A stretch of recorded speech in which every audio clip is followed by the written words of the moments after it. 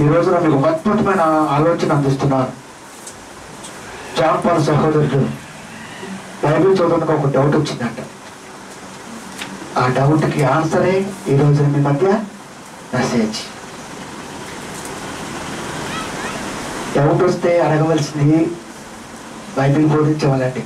స్కూల్లో డౌట్ వస్తే అడగవలసింది ఆ సబ్జెక్ట్ ఎవరు చెప్తారో వాళ్ళని. తెలుగు పాఠం చెబుతున్నప్పుడు కుర్రోడికి డౌట్ వస్తే తెలుగు మాస్టర్ని అడగాల. హిందీ మాస్టర్ అంటే ఏం చెప్తారు? చెప్తారా? చెప్పారు. కనుక చాలా సంఘాల్లో ప్రశ్న ఏదైనా వేస్తే ప్రార్థిస్తే దేవుడు బయలుపరుస్తాడు అంటున్నారు. నేను చెప్పలేవా? నువ్వు చెప్పలేవు. దేవుడు బయలుపరుస్తాడే, అన్ని దేవుడి మీద ఎక్కువ చెప్పలేవా? ఒక డౌట్ వచ్చినప్పుడు ప్రార్థిస్తే దేవుడు చెప్తాడని తప్పించుకుంటాడు, కానీ నిజానికి నేను చెప్తానే వాడు తక్కువ ఉన్నారు లోకంలో. కనుక నేను ఎప్పుడైనా ముందే ఉంటానో మీ అందరికీ తెలుసు. సోదరుడినటువంటి ఒక ప్రశ్న చదువుతాను. బైబిల్ తిన్న మనం కొరింథీయులకు రాసిన మొదటి పత్రిక 2వ అధ్యాయము 11వ వచనం. అపోస్తలుడైన పౌలు కొరింథీయులకు రాసిన మొదటి పత్రిక 2వ అధ్యాయము 11వ వచనం. ఒక మనుషుని సంగతులు అతనిలో ఉన్న మనుషాత్మకే గాని మరి ఎవరికి తెలియవు. ఎవరికి తెలియను? ప్రశ్న మార్క్. అలాగే దేవుని సంగతులు దేవుని ఆత్మకే గాని మరి ఎవరికి తెలియవు. ఎట్లేదు. ఒక మనుషుని సంగతులు అతనిలో ఉన్న మనిషి ఆత్మకే గాని మరి ఎవరికి తెలియను? ప్రశ్న మార్క్. నాలో ఉన్నటువంటి ఆలోచన నాకు తప్ప ఎవరికి తెలుస్తుంది? తెలుస్తుందంటారా? నిజమే కదా, తెలియదు. నా మనసు లోపల ఏమున్నదో సంగతి అనగా మాటలు. ఒక మనిషిని ఆలోచన అంటే మాట్లాడుతుంది ఒకటి, లోపల దాగి ఉన్నది ఒకటి. మాట్లాడేది కరెక్ట్ కాకపోవచ్చు, ఒకవేళ కరెక్ట్ అవ్వచ్చు, నమ్మొచ్చు, నమ్మకపోవచ్చు. కనుక దేవుడు రాయిస్తున్నాడు పౌలు వారి చేత, ఒక మనుషుని సంగతులు అతనిలో ఉన్న మనుష్యాత్మకే గాని మరి ఎవరికి తెలియను? ప్రశ్న అంటే ప్రశ్నిస్తున్నాడు. ఆ బస్ నెంబర్ నీకు తెలియదా? ఆ బస్సు ఏంటో నీకు తెలియదా అని అన్నావు అనుకో, ఇది ప్రశ్న. ఇప్పుడు ఆన్సర్ ఏంటి? తెలిస్తే తెలిసిందని చెప్తావు, లేకపోతే లేదని చెప్తావు. ఇప్పుడు ప్రశ్న అంటే దేవుడు ప్రశ్నిస్తున్నాడు. క్రైస్తవ సమాజాన్ని ఈ రోజున దేవుడు ప్రశ్నిస్తున్న విధానం. దీన్ని తీసుకోకపోతే చాలా మంది బోధకులు మాట్లాడుతున్నారు. ఇప్పుడు ఒక ఆయన మంచి టీవీలో బాగా మాట్లాడతాడు. జాగ్రత్త గుర్తుపెట్టుకోండి, బైబిల్ ఎప్పుడైతే మనిషికి తెలియలేదో ఎదుటి వారు మాట్లాడుతుందో తప్ప ఒప్ప కూడా తెలుసుకునే స్థితిలో ఉంటాం. కనుక టీవీ స్పీకరే మంచి పేరు ఉంది, ఆయన మాట్లాడుతున్నాడు. ఇప్పుడు మనిషికి జన్మ పాపము ఉన్నదా? పుట్టినప్పుడు ఆ పుట్టిన బిడ్డకి స్త్రీ కానీ పురుషుడు కానీ ఆడే కానీ మగే కానీ పాపం ఉందా? ఏమండి, పాపం ఉందో చెప్పాలా? ఉందా? ఉంది లేదు? సరే, ఆయన అంటాడు మనం పాపములో పుట్టిన వారము, మనము పాపముతో పుట్టిన వారము. భార్యాభర్తల కలయికి పాపమైనప్పుడు పరలోకమున్న కన్న తండ్రి పాపాన్ని ఇప్పుడు ప్రోత్సహిస్తున్నాడు. అంతే కదా అర్థం. వివాహం చేసిన ఆయనే ఏదేను వనంలో తన కొడుకు కష్టపడుతున్నాడు, తన శాస్త్రాలతో చేసుకున్న తన బిడ్డ కష్టపడుతున్నప్పుడు చూశాడు, సాటి అయిన సహాయం ఇద్దామని అవనిచ్చాడు. వీరిద్దరి కలయిక ద్వారా పిల్లలు కావాలనుకున్నాడు. భార్యాభర్తలు కలిస్తేనే పిల్లలు పొందడం తప్పు. అదే మాట మీ అబ్రహాము సంతానం విశ్వాసం అంటే పౌలు గారికి మాట అంటారు. ఏమని? దేవుడు తలుచుకుంటే ఈ రాళ్ళ వల్ల, ఈ వీడి వల్ల కదా, ఈ రాళ్ళ వల్ల కూడా పిల్లల్ని ఇవ్వగలడు. దేవుడికి అసాధ్యం అంటే ఏముంది? అసాధ్యం అంటే ఏమి లేదు. కనుక ఏదైనా వనంలో అవ్వని ఆదాముని మ్యారేజ్ చేశాడు దేవుడు, వివాహ బంధాన్ని. ఆ వివాహ బంధాన్ని గురించి మాట్లాడుతున్నాడు ఇక్కడ అపోస్తలుడైన పౌలు గారు. హెబ్రీయులకు రాసిన పత్రిక. ఇప్పుడు జన్మ పాపం ఉండదు తెలియాలి ముందు. ఎందుకంటే మనము పాపములో పుట్టాము ఉంటున్నాడు ఆయన. మనము పాపములో పుట్టాము, పాపముతో పెరుగుతున్నాము, పాపంతో చనిపోతున్నాం. వచ్చే ఎందుకు వస్తున్నాం?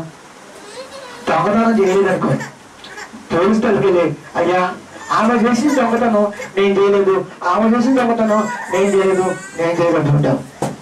4 తగిలించాడు అనుకో, రివర్స్ కరెక్ట్గా ఆన్సర్ చెప్తావు. అంటే ఒకవేళ చేసిన ఏమంటావు, నేను చేయనా అంటాం. అర్థమంటే ఒకవేళ తప్పు చేసిన ఆ తప్పు నేను చేయలేదు. మరి దేవుడి దగ్గరకు వచ్చేసరికి బాప్తిసం తీసుకున్న తర్వాత కూడా దేవుళ్ళకి వచ్చిన తర్వాత నేను పాపిని అంటున్నావంటే దేవుడిని నేమనడనేగా. పాపాన్ని వదిలిపెట్టి బాప్తిసం మార్గంలో పాపాలని నీటి సమాధి చేయడం, బ్యాప్టిజో అనగా ముంచి వేయుట, సమాధి చేయుట. లోకానుసారమైన నీ పాపాలను వదిలేసిన తర్వాత క్రీస్తులోకి వచ్చిన తర్వాత తిరిగి పదే నేను పాపిని దేవా అంటే ఒక పోలీసు దగ్గరికి వెళ్ళి నేను దొంగని, నేను తప్పు చేశాను, దొంగని, నేను చూశాను నేను అంటావా? అక్కడ అన్నావు. ఇక్కడ ఎందుకంటున్నావు? ఆ అధికారి కంటే ఆ అధికారి చాలా గొప్పవాడు. పుట్టుకతో పాపం ఉన్నప్పుడు తెలిసినప్పుడు దేవుడు భార్యాభర్తల కలయికలో పిల్లల్ని పడు అంటే పాపాన్ని ప్రేమించడు. ఇప్పుడు ప్రేమించినట్టు మరి ప్రేమైన దేవుడు. బైబిల్ చాలా మంది చెప్తారు, బైబిల్ గొప్పతనం అలా చెప్తున్నాడు. ఎవరు చెప్పినా బాగుంటుందండి, బైబిల్ చాలా బాగుంటుంది. కానీ నిజాలు తెలియకపోవటం వల్లనే మనిషి ఈరోజు నరకానికి జారిపోతుంటాడు. కనుక నిజం అంటే తెలియాలి. కనుక ఇప్పుడు ఒకసారి ఒకవేళ దేవుడు దాన్ని పాపం అనుకోని ఉంటే పెళ్లి చేసేవాడు కాదు మరి. కనుక ఒకసారి చూద్దాం. ఎందుకంటే ఇప్పుడు ఈ ప్రశ్నకు మీకు జవాబు చెప్పాలి నేను. కనుక ఎప్పుడు రాసిన పత్రిక దానికంటే ముందు ఒక మాట చెప్తాను. కీర్తన గ్రంథము 51వ అధ్యాయము 5వ వచనం. బైబిల్ చాలా స్పష్టంగా ఉంటుందండి. ఒక్క పదం మిస్ అయితే పాపం మిస్ అయిపోతుంది. నేను పాపములో పుట్టిన వాడను, నా తల్లి నన్ను పాపములోనే గర్భము బాగనండి.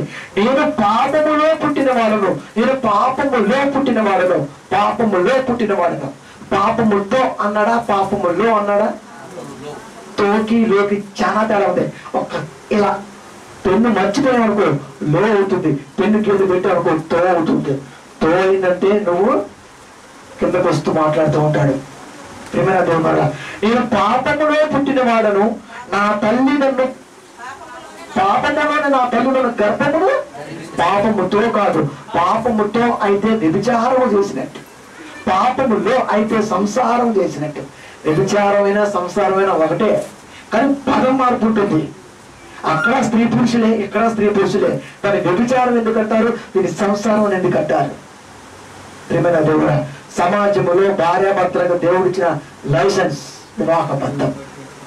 కనుక పెరిగి పెద్దయిన దావీదు గారు మాట్లాడుతున్న మాట, నేను పాపములో పుట్టిన వాడును. పాపం ఎక్కడుందనుకుంటున్నారు? వాకిటిలో పాపం ఉండెను, అది లోకంలోకి వచ్చిన. వాకిలి అనగా బయట, అది నీలోకి వచ్చేసింది అంటున్నాడు. బయట ఉన్న పాపం ఎప్పుడైతే నీలోకి వచ్చిందో, నీ పుట్టుకలో పాపం లేదు, నీ పుట్టుకలు ఏమాత్రం కూడా పాపము లేదు. పాపములోకి పాపముతోకి ఎప్పుడైతే మిస్ అయ్యారో నీ పుట్టుకే పాపం అనుకుంటావు. నీ పుట్టుక పాపం అయితే భార్యాభర్తల బంధాన్ని దేవుడు ఈ రోజు యావత్ ప్రపంచం, అది హైందవులు కానివ్వండి, ముస్లింలు కానివ్వండి, క్రిస్టియన్స్ కానివ్వండి, జైనిస్ కానివ్వండి, మరి ఎవరైనా కానివ్వండి, మారుతీన్స్ ఎవరైనా కానివ్వండి, పెళ్లి అనడాన్ని పవిత్రంగా చేసుకోరా, చాలా గొప్పగా చేసుకుంటారు. మనమ్మ కూడా అప్పుడప్పుడు చాలా దాని గురించి గొప్పగా మాట్లాడుకుంటాం. అలా దేవుడు గొప్పగా మాట్లాడతాం. ఎప్పుడు రాసిన పత్రిక 11వ అధ్యాయము 4వ వచనం. వివాహం అన్ని విషయములలో ఘనమైనది, దేవుడి దృష్టిలో ఘనమైనది అయినప్పుడు, వివాహ బంధము ద్వారా భార్యాభర్తల కలయికలో పిల్లలు కలుగుతున్నప్పుడు, ఆ పిల్లలు పుట్టినప్పుడు మాత్రం పాపం ఏమాత్రం ఉన్నది. పిల్లలకి పాపం లేదు, పిల్లలకి పాపం ఉండదు. పెరిగి పెద్దవాళ్ళైన తర్వాత ఎప్పుడైతే లోకంలో ఉన్న పాపము నీలోకి ప్రవేశిస్తుందో, అంటే నువ్వు వెతుకుతున్నప్పుడు నీ ఆలోచనతో పాటు దేవుడి మాటలు తక్కువ వెళ్తున్న తరుణంలో లోకంలోకి వెళ్ళిపోతుంది ఆలోచన, లోకంలోకి పెట్టేస్తాడు ఆలోచన. ఎదుగుతున్నాడు. ఇప్పుడు పసిపిల్లలు ఉన్నారు, వాళ్ళకి ఏం తెలుసు? అభంశుభము తెలియని పసిపిల్లలపై అత్యాచారాలు అంటారు. వాళ్ళకి అభంశుభం తెలియదు, మంచి చెడు ఏంటో తెలియదు. మంచి చెడు తెలియనప్పుడు కూడా లోకం స్పందిస్తుంటుంది బాగా. దేవుడు ఆలోచన నుంచి పుట్టిన మనిషి స్పందిస్తున్నప్పుడు మరి దేవుడు స్పందించనా? ఆలోచించిన ప్రేమ దేవుని వల్ల. కనుక పిల్లలు కానివ్వండి, అంటే పిల్లలు పెరిగి పెద్దలు అవుతున్నప్పుడు వయసుతో పాటు కూడా పాపం బ్యాలెన్స్గా ఉంటుంది. ఇప్పుడు 5 ఏళ్ళు దాటినాక 6 ఏళ్ళు 7 ఏళ్ళు దాటినాక ఒక వయసు వస్తుంది. శిశువు నుంచి బాల్యము, బాల్యం నుంచి కౌమారం అంటే ఎవరి ప్రాయం. ఇప్పుడు పాపం కనుక 3 సంవత్సరాలు ఇంచుమించుగా పిల్లలు పాపంలో ఉన్నారని కూడా తప్పు. ఎందుకంటే మనకి ఏమీ తెలియదు. అందుకని యేసుక్రీస్తు వారు ఆ మాట అంటున్నారు చూడండి. కీర్తన గ్రంథము 127వ అధ్యాయము 3వ వచనం. కుమార బంధాన్ని గొప్పగా చేసిన దేవుడు మాట్లాడుతున్న మాట, కుమారులు యెహోవా అనుగ్రహించు స్వాస్థ్యము, గర్భఫలము ఆయన ఇచ్చే బహుమానమే. కుమారుడు యెహోవా ఇచ్చే స్వాస్థ్యము, గర్భఫలము ఆయన ఇచ్చే బహుమానమే. మరి దావీదు అంటున్నాడు, నేను పాపములో పుట్టిన వాడను. పెరిగి పెద్దవాడైన తర్వాత లోకాన్ని చూస్తున్నప్పుడు లోకములో ఉన్నటువంటి అంద చందాలు నీళ్ళు ఉన్నటువంటి దైవభక్తులు ఎప్పుడైతే తుంచేస్తున్నాయో ఇది పెరుగుతుందో అప్పుడు తెలుసుకున్న దావీదు గారు తన జీవితంలో ఒకే ఒక తప్పు జరిగే కారణమైంది. ఆ తప్పే ఎదుటివారి భార్యను మోహించటం. బెత్షెబా ఒక్క తప్పే. మరి మన జీవితంలో ఇప్పుడు ఎన్ని తప్పులో చెప్పలేం అనడం కరెక్టరా? కానీ దావీదు గారు తన జీవితంలో యెషయా కుటుంబం నుంచి చిన్నవాడిగా 8వ వాడిగా దేవుడు అభిషేకించి రాజుగా చేసిన తర్వాత, యెరూషలేము పట్టణానికి చేసిన తర్వాత యుద్ధానికి అందరినీ మోకరించి కోట గుమ్మం మీద ఆలోచిస్తున్నప్పుడు, యుద్ధ ప్రాంగణం గురించి ఆలోచిస్తున్నప్పుడు అపవాది డైవర్ట్ చేసిన విధానమే బెత్షెబా అందం. అందుకే సామెతలు మాట్లాడతాడు ఏమని, అందము మోసకరము సౌందర్యము పెద్దము. తన కుమారుని కూడా వాయించాడు. ఇక్కడ అక్కడ జరిగిన తప్పు తన నుంచి తేరుకున్న తర్వాత మాట్లాడుతున్న మాట, నేను పాపములో పుట్టిన వాడను, పాపములో పెరుగుతున్న నా తల్లి తన గర్భము పాపములో భరించిందయ్యా. లోకానుసారంగా బతుకుతున్న విధానంలో దేవుడు విధానం పక్కకి వెళ్ళిపోయినప్పుడు ఇదిగో నీ ఆలోచన కనుమరుగైపోతుంటుంది. ఆ విధానాన్ని దేవుడు రాశాడు. ఇప్పుడు మాట్లాడుతున్నారు అదే దావీదు గారు. ఇది ఈ మాట కూడా దావీదు గారు రాసిందే సుమా, అక్కడ ఆగిపోతే కాదు. ఇదిగో ఇప్పుడు అంటున్నాడు, కుమారులు యెహోవా అనుగ్రహించు, కుమారుడు యెహోవా అనుగ్రహించు శాస్త్రము. వివాహము ఘనమైనది, అన్ని విషయములు ఘనమైనది గాను, పానుపు నిష్కలంకమైనది గాను ఉండవలెను. నిష్కలంకం అంటే ఎవరు వచ్చిన స్త్రీ తను చేసుకోబోయేదికే సర్వం అంకితం. తేడా వచ్చిందో కూడా లైఫ్ స్పాయిల్ అయిపోతుంది. దాన్నే మనం మొదటి ప్రాస్టిట్యూట్ అని మాట్లాడతారు దేవుడు. కిందకు వచ్చి మాట్లాడుతున్నాడు అదే మాట ఎవరిగా. కనుక దావీదు అంటారు, కుమారుడు యెహోవా అనుగ్రహించే స్వాస్థ్యము, గర్భఫలము ఆయన ఇచ్చు. పెళ్లి చేసిన తర్వాత చాలా మంది బంధువులు వచ్చి అనేకమైన గిఫ్ట్లు ఇస్తారు. మనకు ఆత్మీయ గిఫ్ట్లన్నీ షోకేసులు పెట్టుకుంటాం. ఎందరు వచ్చినా చూపిస్తాం ఏమని, అక్క దుబాయ్లో ఉంటాడు అక్క, ఈయన నా ఫ్రెండ్ ఇచ్చాడు అని. ఒక స్నేహితుడు ఇచ్చినటువంటి దాన్ని నువ్వు షోకేసులు పెట్టుకొని చూపిస్తున్నప్పుడు మరి యెహోవా గర్భఫలం లోకంలో చూపించవా?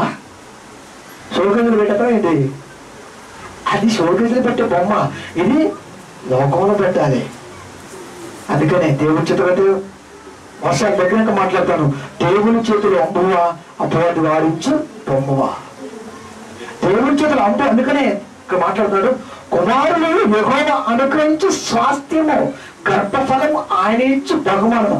గర్భఫలాన్ని దేవుడు బహుమతిగా ఇస్తున్నప్పుడు ఆ గర్భఫలము పెరిగి పెద్ద ఈ నెల నిండిన తర్వాత భూలోకములకు వచ్చినప్పుడు పాపం ఎలా అవుతుంది? అంటే తెలియకుండా మాట్లాడతారంటే. బోధకుల్లో ఉన్నటువంటి రోగం ఏంటంటే బైబిల్ తెలియదు. అరుపులు కేకలతో బైబిల్ ఎప్పుడు అర్థం కాదు. ఎందుకంటే యేసుక్రీస్తు వారి విషయంలో కూడా ఏ తప్పులన్నీ కప్పు పెట్టుకుని సులువై బరబ్బాని విడుదలని కేకలు వేస్తుంటే దేవుడు బాధతో రాజ్యపడ్డ వారి కేకలే గెలిచాడు. కేకలు గెలుస్తాయి, ఆ తర్వాత నువ్వు పెట్టాల్సి వస్తుంది కేకలు. భూలోకంలో నువ్వు గెలవచ్చు, కానీ పరలోకం ఒకటి ఉందని దాన్ని అందరూ చేరుకోవాలని ఆ చేరుకునే విధానంలో తప్పిపోతున్న బోధకి నువ్వు ఖచ్చితంగా బాధ్యత వహించాలి. కనుక గర్భఫలాన్ని దేవుడు ఇస్తున్నప్పుడు పాపం ఎలా అవుతుంది? పాపాన్ని ప్రేమించేవాడు దేవుడిని రోగంతో నమ్మాలి. మరి ఎందుకంటే అంతమంది వాక్యం వింటారు, నువ్వు పాపి అంటే నిజంగా ఎవరైనా మనల్ని ఏదన్నా అంటే ఊరుకుంటావా? అంటే ఎవరన్నా ఏదన్నా మన తల్లిదండ్రులను ఉద్దేశించి ఏదైనా ఒక మాట అంటే తట్టుకోలేం. ఎందుకని నన్ను మా అమ్మ మా నాన్న ఖచ్చితంగా కన్నారా అని మాట్లాడుతూ ఉంటాడు. మరి గర్భఫలము దేవుడు ఇచ్చినప్పుడు ఆ గర్భఫలాన్ని అవహేళన చేస్తుంది అపరాధి ఒక బోధకుడు గారు తెలిసినప్పుడు నీకు బాధ కలగదా? అంటే బైబిల్ లేదు మనకి. కనుక గర్భఫలము యెహోవా ఇచ్చు బహుమానము, కుమారుడు ఆయన ఇచ్చు స్వాస్థ్యము. కనుక పుట్టుకతో పాపం లేదు. పెరిగి పెద్దవాళ్ళైన తరువాత లోక ఆలోచనలు తిరుగుతున్నప్పుడు, దేవుడి ఆలోచన తగ్గుతున్నప్పుడు, ఇది ఎప్పుడైతే ఎదిగిందో ఎప్పుడు పాపం. ఇది తెలుసుకున్న దావీదు గారు మాట్లాడుతున్నాడు. కనుక ప్రియమైన దేవుని వల్ల అలాగే ఇప్పుడు కూడా పదాలన్నీ పక్కకి వెళ్ళిపోవటం వలన మరి మంచి ప్రశ్న ఈ రోజు మాట్లాడుతుంది. ఒక మనుషుని సంగతులు అతనిలో ఉన్న మనుష్యాత్మకి కానీ మరెవరికి తెలియవు. నాలో ఉన్న ఆలోచన నాకు తప్ప మరెవరికి, అలాగే దేవుడిలో ఉన్న ఆలోచనలు దేవుడు తప్ప మరెవరికి తెలియవు. మరి దేవుడి ఆలోచనే కదండి బైబిల్. అది తెలియజేస్తున్నారు పౌలుగా. ఏమైనా దేవుని వల్లరా మత్తయి సువార్త